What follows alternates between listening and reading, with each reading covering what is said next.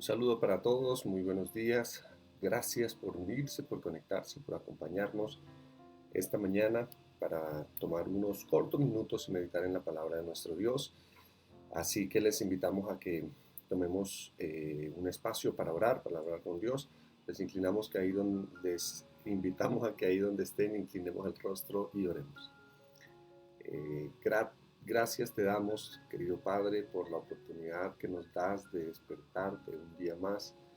Gracias por la oportunidad que nos das de poder, Señor, tener el don de la vida. Esta mañana pedimos que tu presencia nos acompañe por medio de tu Espíritu Santo, con el propósito de honrarte, de exaltarte, de meditar en tu palabra y de extraer las mejores lecciones para nuestra vida. Acompáñanos, oh Dios, danos el discernimiento que solamente puede venir de lo alto. Lo pedimos en el nombre de Jesús. Amén y amén. Bueno, mis apreciados, capítulo de San Mateo, voy a leer a partir del capítulo 22, a partir del versículo 15. Bueno, se presentan tres asuntos importantes que usan los fariseos, los saduceos, bueno, los líderes judíos para acusar a Jesús. El interés de ellos es encontrar razones para, bueno, poder acusarlo, tener argumentos para poder a cumplir los planes que ellos tienen para con Dios, para con Jesús en este caso, ¿no? Los planes son sencillos. El interés que ellos tenían eh, era la muerte de Jesús, así que están buscando argumentos para poder acusarlo ante Roma o ante los mismos judíos, específicamente ante los mismos judíos. Entonces, hay tres asuntos, solamente me voy a detener en uno de ellos. El primero está en el capítulo 22 a partir del verso 15. Los líderes judíos enviaron un grupo de jóvenes eh, delante de Jesús para poder acusarle. ¿Con qué pregunta? El verso 17 dice, dinos, pues, ¿qué te parece? ¿Está permitido dar tributo a César o no? Bueno, la respuesta de Jesús, cualquiera de las dos opciones que Jesús respondiese, pues iba a ser un argumento para los líderes judíos en acusar a Jesús. ¿Un argumento en qué sentido? Pues si Jesús contestaba que no era lícito dar el tributo a los romanos, entonces los acusarían, perdón, ante los romanos de estar levantando alguna revolución, digámoslo así, en el pueblo y estar convocando al pueblo al no pago de tributos. Entonces, esa sería una ocasión perfecta para ellos. Ahora, si Jesús contestaba que era lícito, que no era lícito, entonces, que era lícito, entonces estaría, perdón, eh, apoyando, digámoslo así, estaría en contra de la ley de Moisés, de la normativa de la nación, así que cualquiera de las dos respuestas iba a ser compleja para ellos. Por eso enviaron los jóvenes. Y la respuesta de Jesús es el versículo 19, mostradme la moneda del tributo. Y ellos respondieron, y ellos le mostraron un denario. Entonces Jesús les preguntó, ¿y de quién es la imagen de la inscripción? Y le dijeron, de César. Y él les dijo, dad pues a César lo que es del César y a Dios lo que es de Dios. Ahora, interesante la respuesta, porque no dejó de un lado ninguna de las responsabilidades del hombre. La responsabilidad frente a la sociedad, frente a la responsabilidad civil, tenía que pagar el tributo. No lo descartó de un lado, da a César lo que es del César, lo que le corresponde a tus responsabilidades delante de la nación, cúmplelas, pero tampoco dejó de un lado la responsabilidad del hombre con Dios. Dar a Dios lo que es de Dios. Qué interesante. Automáticamente no solo dejó perplejos, sino que muchos de estos líderes judíos se fueron dejando a Jesús aquí. Bueno, se fueron unos y llegaron otros. Ahora con otros argumentos llegaron el verso 23 dice que se acercaron los seduceos.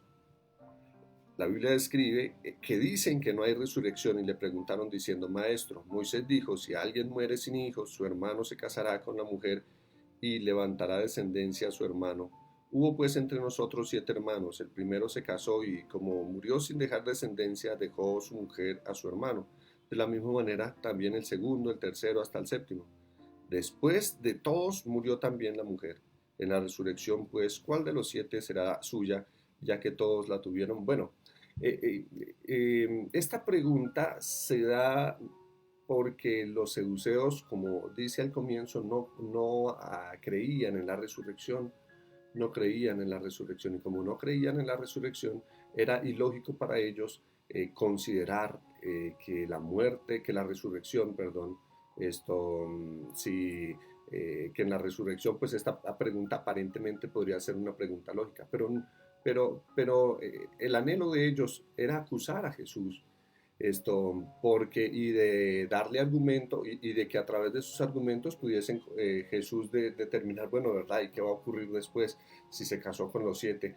Entonces, lo que Jesús ahora aclara o lo que Jesús ahora presenta es el verso 29 dice, erráis ignorando las escrituras y el poder de Dios.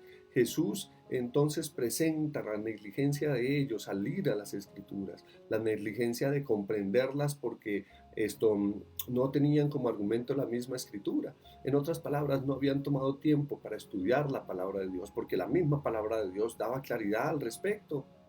La palabra de Dios da evidencias de la resurrección, pero no solo eso, Jesús mismo en su ministerio había demostrado que la resurrección era real, al levantar a Lázaro, al levantar al hijo de la viuda de Naín.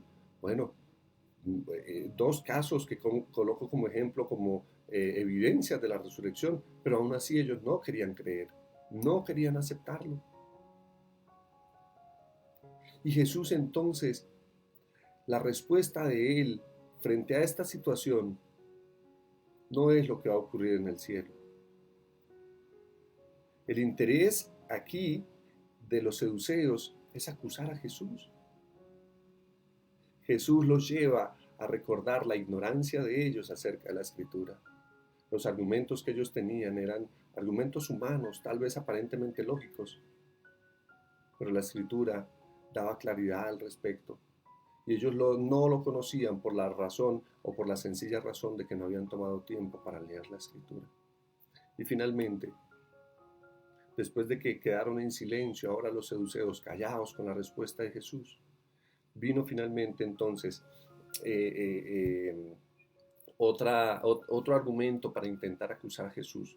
Entonces estoy leyendo el verso 34. Los fariseos, cuando oyeron que había hecho callar a los seduceos, se reunieron ahora los fariseos y uno de ellos, intérprete de la ley, de nuevo con el ánimo de acusar a Jesús, preguntó para tentarlo diciendo, Maestro, ¿cuál es el gran mandamiento de la ley? ¿Y saben por qué esta pregunta? Esta pregunta se da por una razón. Para los líderes, lo más importante era la relación con Dios, dejando de un lado la experiencia con el prójimo. Lo más importante radicaba en los 4 primeros mandamientos de la ley de Dios, de los 10 mandamientos. No tener dioses ajenos, no adorar imágenes, no tomar el nombre de Dios en vano y observar el día de reposo. Esto era lo trascendental para ellos, pero dejaban de un lado la experiencia con su prójimo. Ahora, ellos le están preguntando a Jesús para darle una relevancia a alguno de los mandamientos, y esto también tenía el interés de darle importancia a algunos y no a otros, y con este mismo argumento poder entonces acusar a Jesús. Pero en su sabiduría, la Biblia dice, Maestro, Jesús respondió, amarás al Señor tu Dios con todo tu corazón, toda tu alma, toda tu mente. Este es el primero y gran mandamiento, y el segundo es semejante, amarás a tu prójimo como a ti mismo. Estos 2 mandamientos depende toda la ley y los profetas. Muy interesante, porque aquí está colocando Dios la base de toda la ley, y no se está refiriendo solamente a los 10 mandamientos, se está refiriendo sí, parte de esto, pero dice la ley y los profetas, en otras palabras, el mensaje que habían presentado los profetas tenían una base, y la base eran los mandamientos, era la ley de Dios.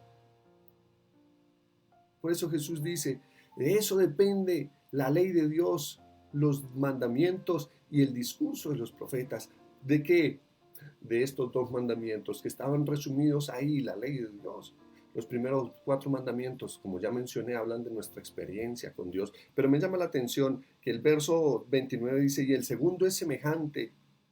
¿Sabes por qué es semejante? Porque el segundo mandamiento se desprende del primero. En otras palabras, es imposible, literalmente imposible, que tú llegues a cumplir los últimos 6 mandamientos si la experiencia de los primeros 4 no son reales en tu vida. Porque los primeros 4 quieren conducirte a que vivas una experiencia cercana con Dios. Y Jesús le está diciendo a los líderes, a los fariseos, es imposible que ustedes puedan hacer obras de amor. Pero ¿cómo es que es imposible? ¿No? ¿En qué sentido? Pues literal, sí es posible. Usted puede ir a ayudar a otras personas, a no matar, a no robar, a no cometer adulterio, a servir a su prójimo. Eso es lógico, eso es viable, eso se puede. Pero eso no tendrá sentido si realmente usted no lo hace como resultado de la experiencia que usted pueda vivir de Dios, de los primeros 4 mandamientos. En otras palabras, también aquí está incluido todas las otras normas, las leyes de la salud. Están incluidas también las leyes de higiene, bueno, todas las leyes que presentaron los profetas. Todo es resultado de la experiencia que tú puedas vivir con Dios. Por eso Jesús dijo, amarás al Señor tu Dios con todo tu corazón, con todo tu alma, con todo tu ser. Tú completamente necesitas amar a Dios con todas tus fuerzas, con todo tu corazón. Radica la vida del ser humano en amar a Dios. Esa es la importancia de la vida del hombre. Jesús aquí les está extendiendo otra vez la mano, les está diciendo, necesitan amar a Dios. Ese es el verdadero sentido de su existencia. Esa es la verdadera vida. Ahí depende absolutamente todo lo que tú hagas. Todos tus planes, todos tus proyectos, depende de la experiencia que tú puedas vivir cerca de Dios. Así que si hay algo que tú tienes que aprender esta mañana, es a buscar la manera de amar día a día a Dios de una mejor forma. Pero ¿cómo amamos a Dios? ¿De qué manera se ama a Dios? ¿Cómo podemos decir que amamos a Dios? ¿Sabes por qué? Hay una linda frase que dice, el amor engendra amor. Y es imposible que tú y yo amemos a nuestro alrededor, a nuestra pareja, a nuestra familia, a nuestros hijos, a nuestro prójimo, a aquel que nos hace daño, si Cristo no mora en nosotros. Y para que Cristo more en nosotros necesitamos conducir nuestra mente al gran sacrificio que Cristo hizo en la cruz del Calvario. La más grande manifestación de amor por ti, la más grande manifestación de amor por ti. Dejó el cielo, dejó el trono, dejó el reino para manifestar su amor a ti, para darte una vía de escape, para extenderte la mano, para sacarte de ahí donde estás y colocarte sobre roca firme, colocarte en un lugar seguro. Te perdonó, te hizo una nueva persona en su infinito amor. Él está ahí. Solo está esperando algo de ti, que respondas a ese amor maravilloso que Él ha tenido por ti. Que respondas, pero responde no basado en tus propias fuerzas. Solo necesitas contemplar la cruz y automáticamente la cruz de Cristo te va a traer. Deja que Dios habite en tu corazón, ahí está. Y la ley no va a ser ningún problema para ti. ¿Sabes por qué? Porque será resultado de tu experiencia con Dios. Amar a tu enemigo no va a ser ningún problema para ti, porque será resultado de esa experiencia de amor con Dios. Qué maravillosa respuesta de Jesús a los fariseos. Ellos se habían centrado en la normativa, en las fiestas, en los holocaustos, pero habían perdido de vista la más linda experiencia, que era permitir que Jesús habitase en su corazón. ¿Algo similar estará ocurriendo con nosotros hoy? Mire, a veces como el joven rico que ya revisamos,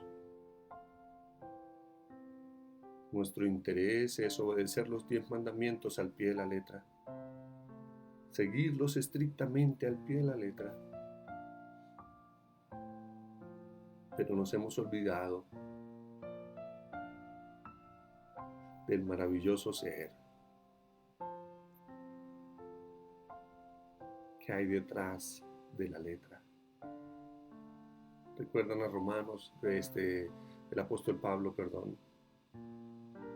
refiriéndose a la ley, dice: Cristo es el fin de la ley, Cristo es el objetivo de la ley.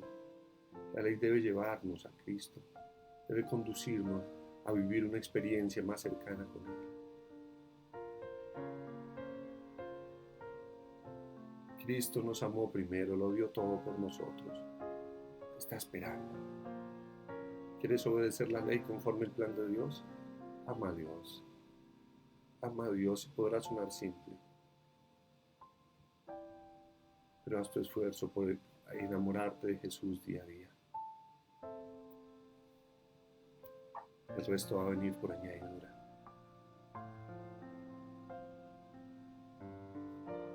Nuestro Padre que estás en los cielos, te damos mil gracias por tu inmenso amor manifestado por nosotros en la cruz del Calvario. Gracias, Señor, por todo lo que has hecho en nuestro favor, porque lo has entregado todo para nuestro beneficio, porque nos has dado, Señor, el privilegio de vivir cuando nuestro futuro era la muerte.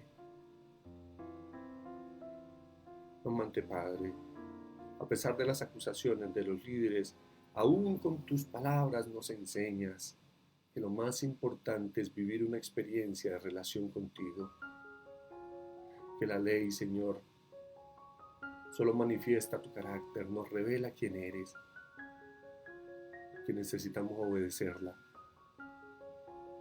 como resultado de nuestra experiencia de amor contigo. No es una carga para nosotros.